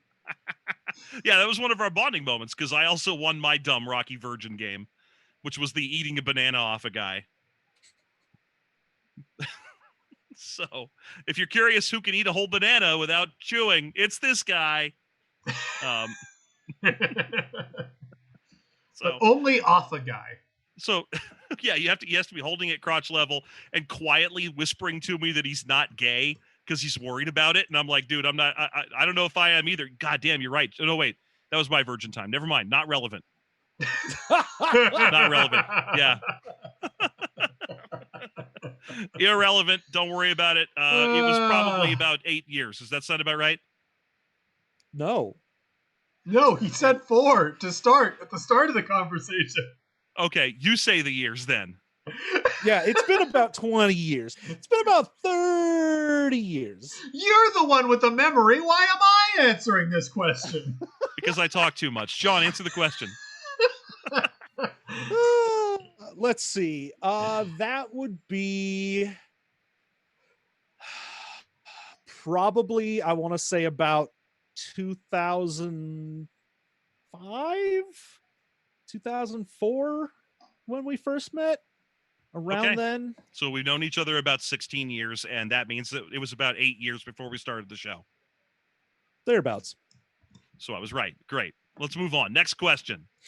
Yeah. Let's see. There's one that's kind of related to current events, so I want to bump it up the list. And that is, if you were chosen by fate to select a film to replace Rocky Horror as a cult classic, complete with weird live events, what would it be? I mean, The Room already has essentially done that with their own callbacks and midnight showings and things like that. Yeah. I'd also probably want to veto anything with Nick Cage in it. I mean, I love the man. I celebrate his body of work, but he is already a meme. He doesn't need our help. I celebrate his body, but still, I don't need to worship his films. For me, this is probably a left field one, and that is A Knight's Tale. I think that's a 2001. Okay. Great movie, really fun to watch over again. There's a lot of cool costuming stuff you can do in that movie because fucking Jocelyn has Padme Amidala ass high fashion that she's wearing. Every scene is a different outfit, and they're all amazing. So it would be really fun to see people come dressed up as that. There's like cool joust shit you could do. I don't know. I think it would be fun to create a little subculture around that one. Yeah, I don't see any problem with that. That sounds good to me. I'm gonna go with Heavy Metal. The cartoon movie from because it just has so many dumb quotes. All these like, I can't be walking around with my dork hanging out kind of quotes that are just so stupid that they feel like they'd be the kind of things that you'd celebrate at a cult level. Yeah. And plus the fact that you're constantly changing from one cartoon to the next does kind of keep the flow going and allow for yet more people to take part in on stage action as the screen's behind them. Yeah, and really you'd only need to like basically spray paint your Rocky stuff and you'd still be good to go. It's pretty much the same crap, yeah. I also saw a chat suggestion for Rock and Rule, which I love that concept, mostly because I love that movie, but it is fucking boring. And so it's the worst. You tried to make me watch that, and I vetoed it after like 15 minutes. It would really benefit from a live event happening around it. Yeah. Because here's the thing: there was at the Music Box Theater here in Chicago on Valentine's Day. They try to make Fetch happen, and it's no Princess Bride. They try to make Princess Bride have a Rocky Horror-esque event. but that's a good movie. Yeah. And I want to watch that movie. So when people shout and do stupid bullshit, it actually sucks. Yeah, I had that problem when I went to Riff Tracks Live one year and they were doing Starship Troopers. And I was like, shut the fuck up. Starship Troopers is on. Yeah, because that's the thing is I kept thinking like, oh, well, if I was going to replace it with like another sort of cult classic musical type thing, like I immediately went to Little Shop of Horrors, but I was like, but fuck you if you talk during Little Shop of Horrors. Yeah. There's got to, I mean, maybe the original Little Shop of Horrors, the Roger Corman 60s. Yeah, that might be something. Because then you could just pause it and have people sing the songs at the relevant points. That's so it's actually pretty fucking good. You just watch sing over the shitty scenes with the songs. Yeah, you watch the original 60s Corman Little Shop of Horrors and you sing the good shit from the 80s one. I'm calling it new. My favorite musical of all time to this day, Little Shop of Horrors. I would love that, a hybrid event. That's just a good one. Yeah. That's it. Cut it, print it, baby. We found it. I mean, the obvious answer is people are going to do Cats at some point. So, oh, of course. Oh, yeah. Mm-hmm. Boo. Moving on. Also, from the chat, Gremlins 2, 1000%. Oh, yeah. Ooh, you're right. There's so many callbacks and shit that you can do with that. Oh, that would be fantastic. Yeah. So many good things to throw at the stage. Yes. Vegetables, just electricity. So many good gremlins to dress up. Throw electricity at the stage. Yes, throw electricity. What do you I love this movie, man? Take your top off. Is it just me, or is that lady gremlin kind of hot? Huh? It's clearly not just you. Robert Picardo's right there with you. Literally sitting right next to me in the theater. I never miss one of these. All right. So our next one is when will I believe this is a spelling error. When will Claire F finally kill Jeff and take her rightful place as host of the podcast? Now, I do like the idea that perhaps Claire F is an evolved version of Claire Pokemon. Yeah, there's a dash. It's a little bit more powerful. Yeah, she's gained an elemental type. Yeah. That's Claire Fire. Mm-hmm. Gotta evolve that with the Firestone. It's funny that we wanted to kill me to be on the show when I'm the one who was constantly trying to get her to do her own show. I'm the biggest booster we have she offered has. That so many times. Yeah.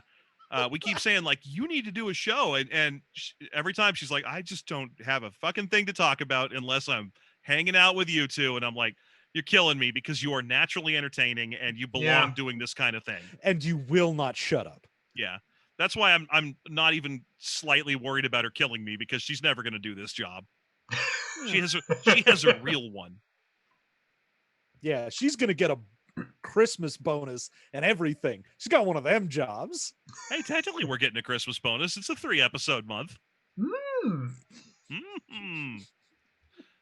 So yeah, I don't think it'll ever happen, but I constantly try to get her to do a show that we can host on our website because she's got a natural talent for it. She's got a great sense of the world and a way of looking at things. And I think that she'd make a perfect host of something. Claire is my favorite of the regular System Mastery guests, and that includes me. Yeah, same. Yeah, I'm gonna stay neutral on this, but I always love having her on. We try to get her for every musical we do, if nothing else, but we're gonna keep pushing for more. I do like. I'm gonna stay neutral on this, implying Jeff's like, well, I think I'm great. I think you're both great. I don't know which one of you is my favorite. Don't make me choose. I mean, you have to choose John. That's where your money's made. Oh, well, he's not a guest on the show. And where your memory is remembered. Yeah, he is my data bank of storage for anything I've ever done.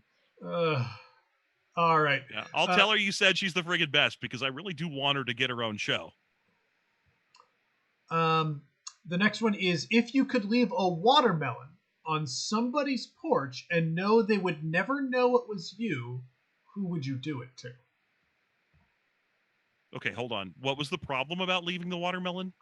That's Nothing. the thing that makes this It's just like a gift. You I can think leave a it's just watermelon on someone's doorstep. and they never know it was you. I mean, I might actually just straight up go with John on this one because normally he would immediately know that kind of bullshit is something I'm doing. Yeah, there would have to be who a put very this fucking watermelon here?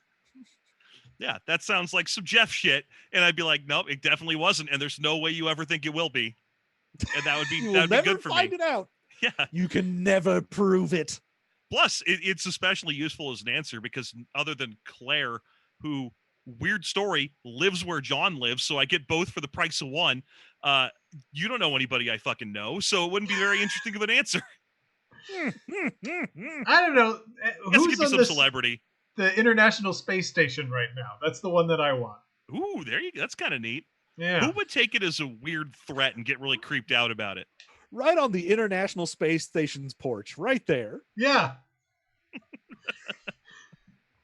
I do kind of want to see what a watermelon in space would do. I assume just freeze immediately. Explode. Yeah, I think it would be a serious problem. I don't think you can have a watermelon floating by a space station without it causing some serious issues. So they'd have to deal with it, and they'd never know it was me. So yeah, that's true, and because especially that space station's going like what 17,000 miles an hour. That's gonna cause some problems. Yeah, I would say my own porch because then I would never know that I put it on my own porch. Oh shit! Ooh, oh, would that's you even also get the delicious. Would you also even get the watermelon at that point? Because you'd go out there and you would be completely unaware that it was there. No, I would know it's there, just not that I put it there. Exactly. Oh, okay. Yeah. I'd be like, what is this watermelon doing here? And I would have no memory of putting it there. I'd be like, Jeff, you did this. And you'd be like, no. I didn't. And I'd be honestly, like, that's bullshit. You obviously did it. You putting the watermelon on your own porch is fundamentally identical to me putting the watermelon on your porch. In both situations, you want to blame me and you can't. That is, yeah. So, okay. Our next one is, what is the greatest food sin you have committed?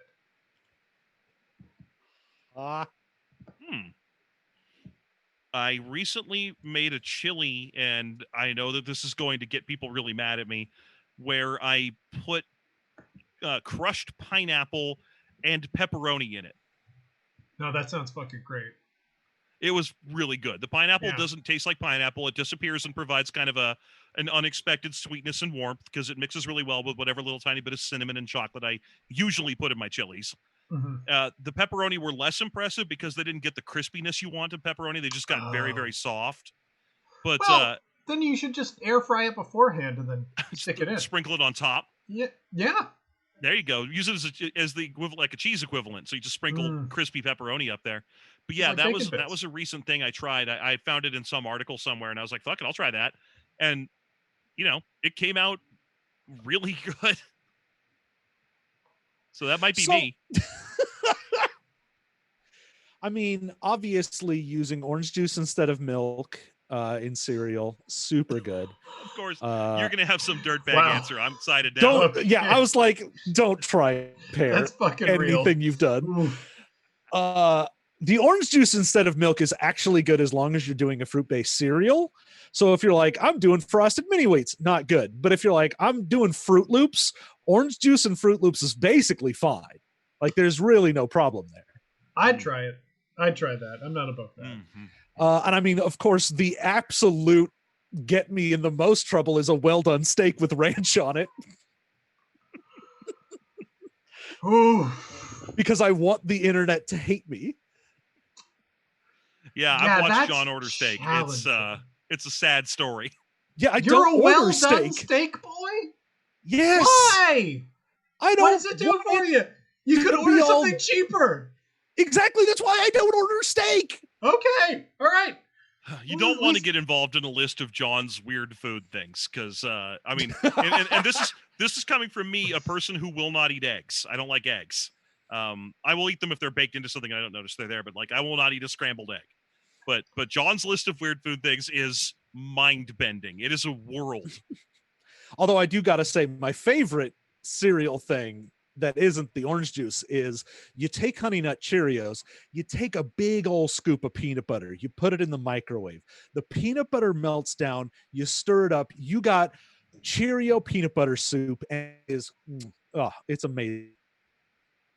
I can see that working. I mean, some of these things coming from John, it's like, yeah, I can see it. Yeah, Now, if you put applesauce on a turkey sandwich as well, it's also great. Now that sounds that's legitimately fantastic. fucking great. Oh, it's amazing.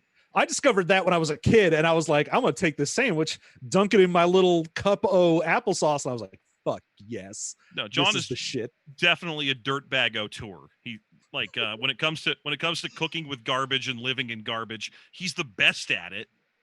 Oh yeah. I really need to see an Amadeus style screenplay about someone trying to be a dirtbag and then just, watching John naturally succeed until John sort of drives himself insane. He made a very sandwich in a cave with a box of scraps. I promised you my virginity. My all-time favorite Weird John food thing is that John will eat corn up until the exact moment it falls off the cob. Yeah, you put niblets in something, you can go fuck yourself.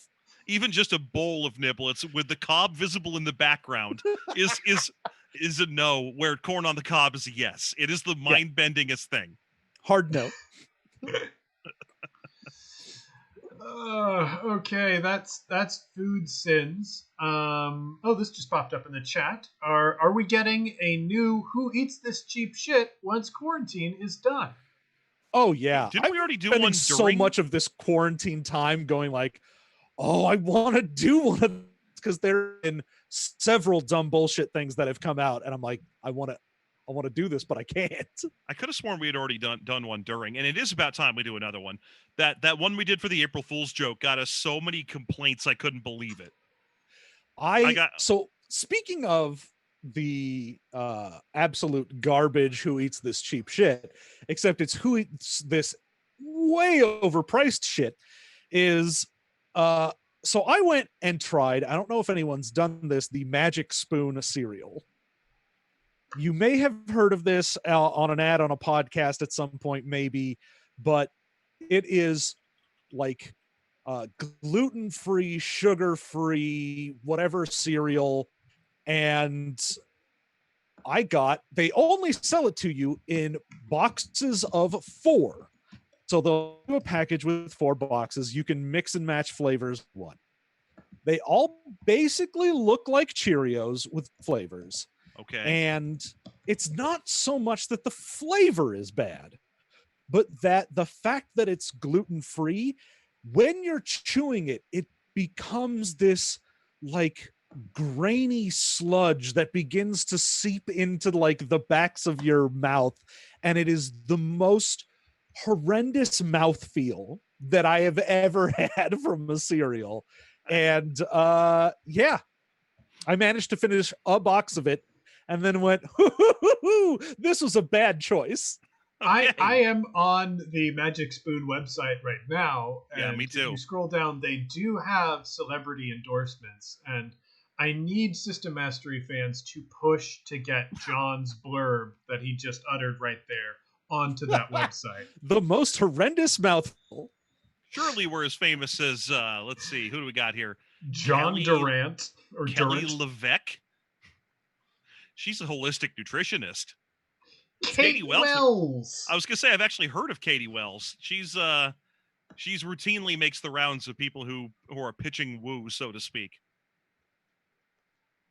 So yeah, okay, I'm excited. I'm willing to give it a try. I was kind of hoping more for like weird foreign candy, but sure, man. If you want to eat gluten-free cereal, I mean, I don't, or I've eaten it. I had 4. I tried each of the boxes because I got 4 different flavors.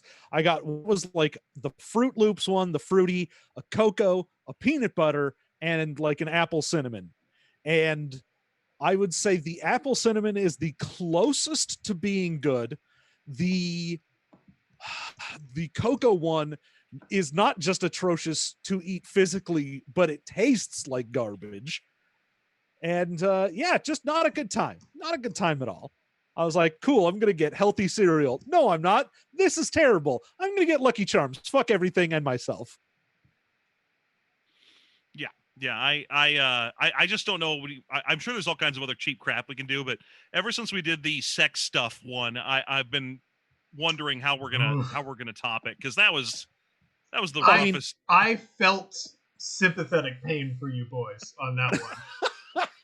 I have to say, eating that edible bra may be one of the worst things that's happened to me in a while. The funny thing is, they had more expensive edible bras in the store that looked like they were made out of like regular fruit leather, but I bought the cheapest possible one because it's called Who Eats This Cheap Shit, and that thing, oh my god, it was just burnt plastic in my mouth, and I hated it. It was like eating part of a car. It was.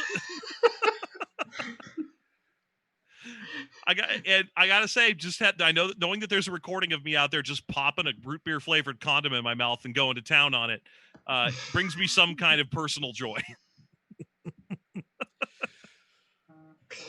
Oh, good. All right. Let's see here. The last movie that I saw in theaters was Cats. It's the last movie that y'all saw in theaters. I'm pretty sure for YouTube this got to be documented, right? Sonic the Hedgehog. Yeah. Sonic the Hedgehog was the last movie we saw in theaters. Presumptive Best Picture nominee, Sonic the Hedgehog. Mm-hmm. Yeah, and I believe we picked the next movie mastery in theaters now after that. Yeah, we were going to go see the Bloodshot movie with Vin Diesel. And I was like, my life's not worth Bloodshot, or Bloodshot's not worth my life, man. I'm not taking that risk. And I think that was when we finally were like, I guess we got to actually lock down. Yeah. Pretty much, yeah.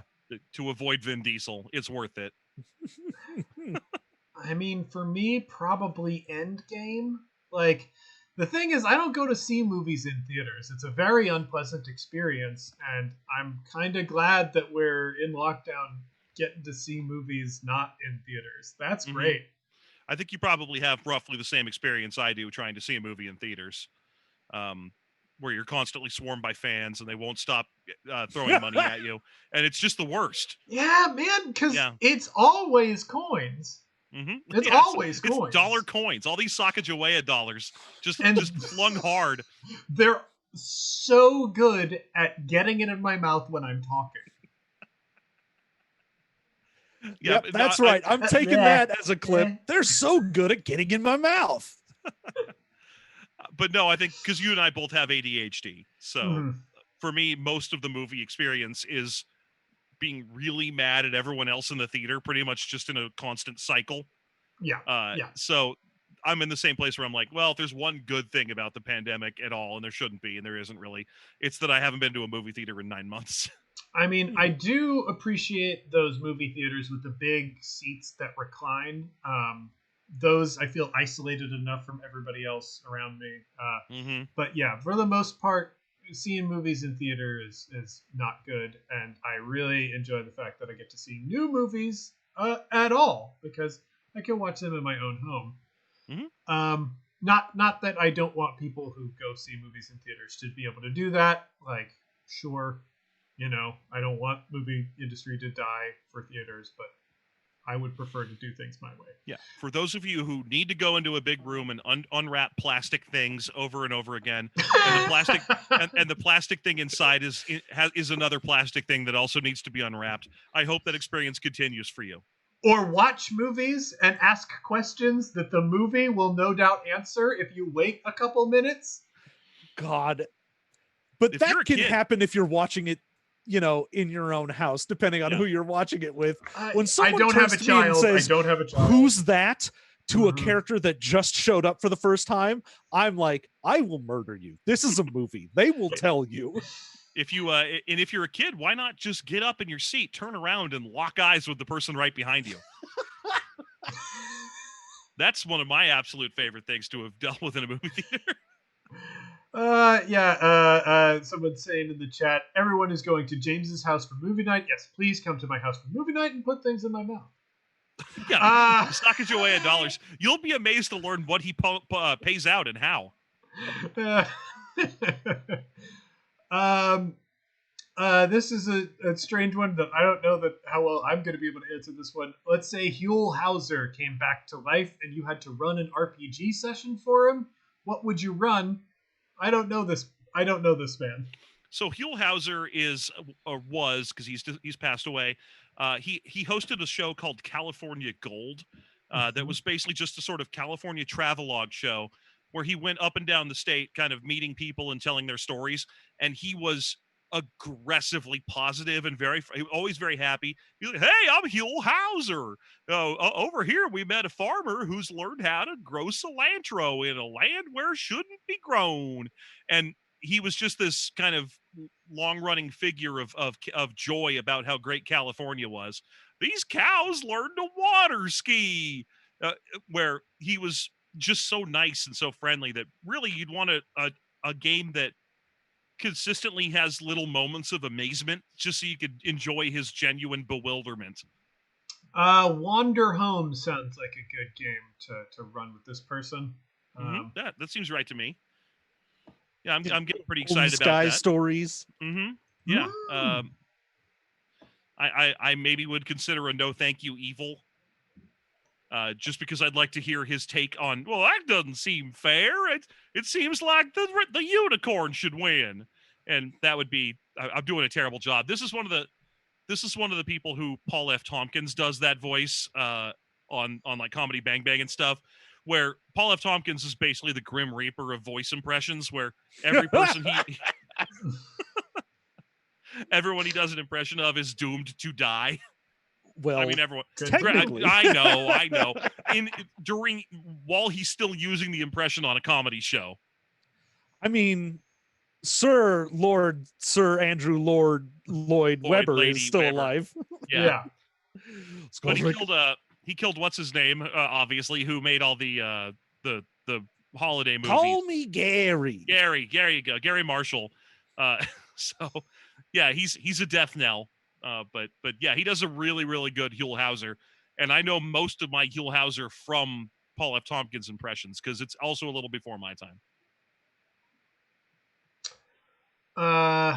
I don't recall if it's been mentioned before, but what breed is the podcast? Mixed, long, short hair, or more specific breed? The podcat. The podcat was...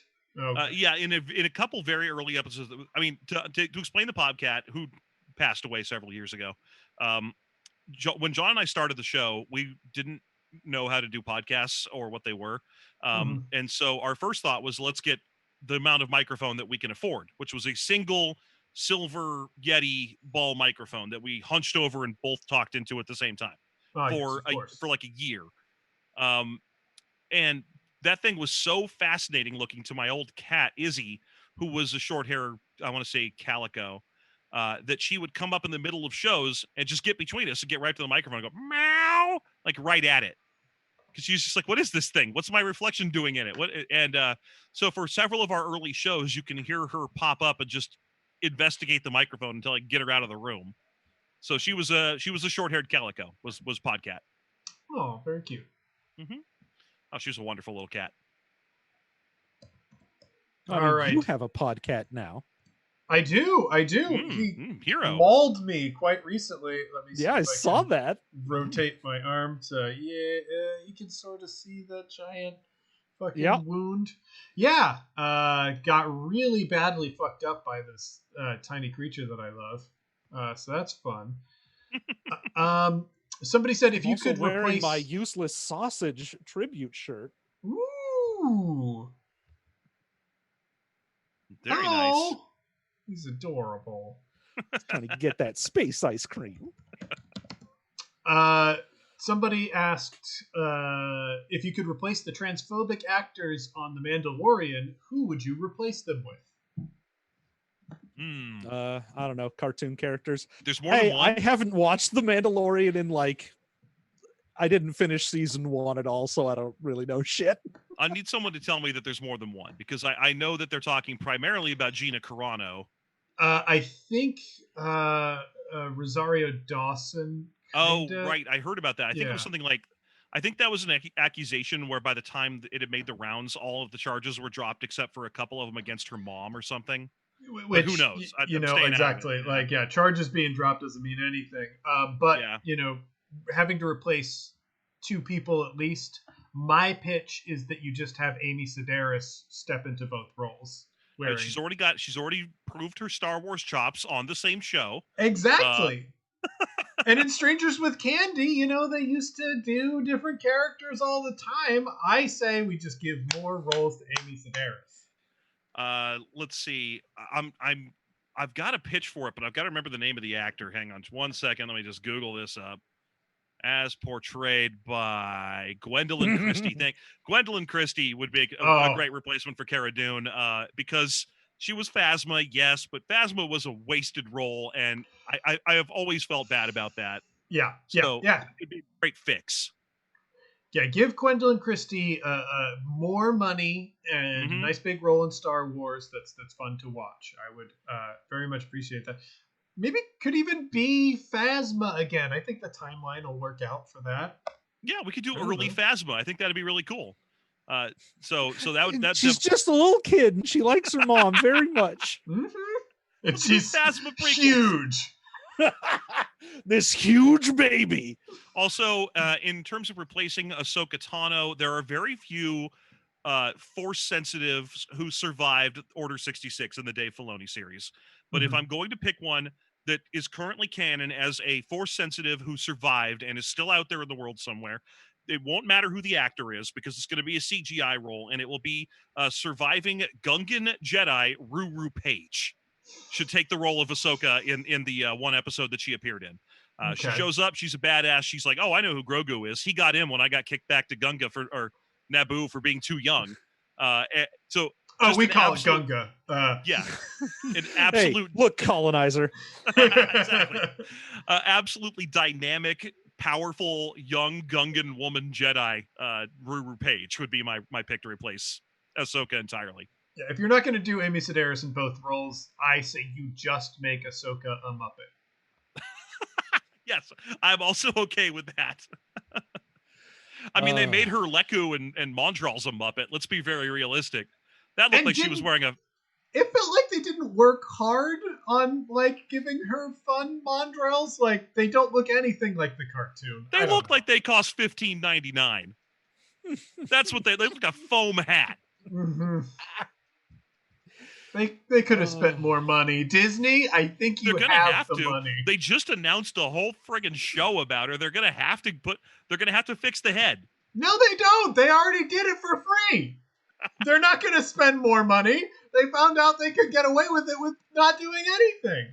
It looks like anyone could be Ahsoka if they went to Galaxy's Edge and spent $15.99 in the official Togrutan headwear outfit. It comes in blue and orange stripes. Maybe that's the point. There is a line in the Sailor Moon anime in one of the first episodes where Usagi says that she likes cheap jewelry that looks like it's plastic, and I'm like, that is the most genius fucking thing a writer could do for this show, because they're only going to sell cheap plastic jewelry. So yes, please have the main character teach your audience to desire that.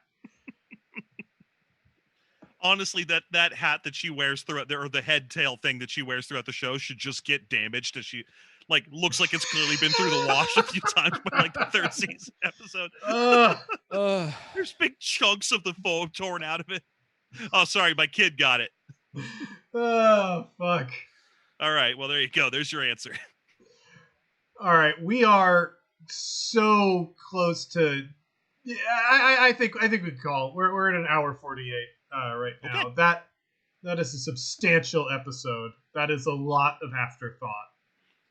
All right, then perfect. Great time to call it. Everyone who didn't get a question in yet, I'm sorry. Thank you so much for participating. I hope you're still happy. Am I deleting Ahmed Saves America? That's the real question. I think we got most of the questions. Let me refresh the page, see how close we are to deleting that. Ooh, I'm sorry, boys. We're still at 755. So we didn't quite hit 17,000. What I can do is Skyjacks comes out tomorrow. I can say we'll extend it to Wednesday, like end of the day Wednesday, to delete that, because I would like to erase Jeff Dunham from existing, and it's going to be really hard to do if he's got an episode on the System Mastery feed. Yeah, I just want him to be a confusing reference in one old Mystery Science Theater episode and nothing else. Yeah. I hung out with him multiple times. John worked at a he sounds comedy so club in Florida. Yeah. Yeah. In San Florida. San Florida. Oh yeah. Right. Hell yeah. I was like, yo, what up? And he was like, don't talk to me. I'm a celebrity. Why don't you go hang out of here with the plebes like Gilbert Gottfried, who's actually cool. Yeah. Going to a strip club with Gilbert Gottfried, one of the best things ever. Telling Paula Poundstone about my breakup, also wonderful. Nothing like crying in a van to Paula Poundstone. I feel like I'd just try and talk her out of the vests as a thing. That's all. If I had access to Paula Poundstone, I'd be like, look, you and Joan Cusack, can I get the two of you in a room? We have to talk about the 80s vests. It's over. We've done it. We've visited it. That's great. Let's do one last plugs. Folks, One Shot is currently fundraising for World Builders right now. You can go to that fundraising page at bit.ly/OSNends2020. That's bit.ly/OSNENDS2020. There you can donate money to our page. That enters you to win cool stuff in a big raffle. And it unlocks neat production things from the One Shot Network.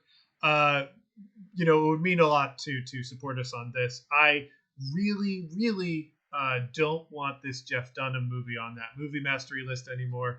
I feel like we've talked about it enough. It comes when called. So let's banish it to hell where it belongs. That would be really great. The other thing, I believe these two have a book out, have a brand new book on shelves.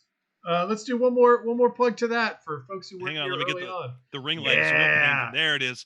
Here it is, Dungeon Meister, our new book. Please go purchase it. It comes out tomorrow. It is 75 cocktail recipes, all of them with a cool nerdy slant. It's a lot of fun. We had a great time writing it. Every page packed with good recipes, fun asides, jokes. There's art that we didn't have anything to do with, but we're still excited about. And there is a raffle for this book where if you purchase it in the next 15 or so days and let us know via my Discord is probably the easiest way to do it. You will be entered in a raffle to win these bad boys right here, a pair of laser-etched pint glasses, one of them featuring the System Mastery logo, the other featuring the logo from the book itself. They're fantastic. Only 3 of each of these cups are ever going to exist. So it's your chance to be one of the very few in the world who has them. Folks, ultra limited edition. That's a good deal. Mm-hmm. Oliver, come here. Oliver. What the chat is asking me to pet Oliver. Yeah, Oliver. I think they actually. Yeah. Fuck you. Get over here. Thank you. All right. Oliver has been pet. Okay. Oliver got pets. Yeah. Oliver got pets. I have a new book out. Just came out. The Ultimate Micro RPG book. That is 40 micro role-playing games. Each of them are 2-page role-playing games. The book has 40 different ones, all from really talented designers from all across the industry. We got Jason Morningstar, who you'll recognize from Fiasco. We got Alex Roberts, who made a RPG based on The Littlest Hobo, a thing that we did not talk about nearly enough, but could go on for a very long time about. Well, Alex wasn't here. Obviously, I don't want to step on that. So when we get Alex, we'll do Littlest Hobo. We'll try and book Alex. See if we can.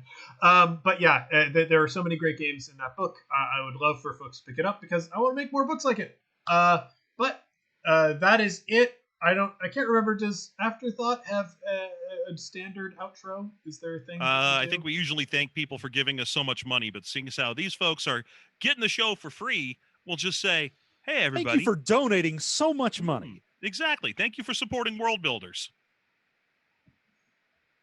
Yeah. So with that, yeah, please donate. Banish Jeff Dunham to hell. in lieu of donations, please banish Jeff Dunham the man to hell. And goodbye.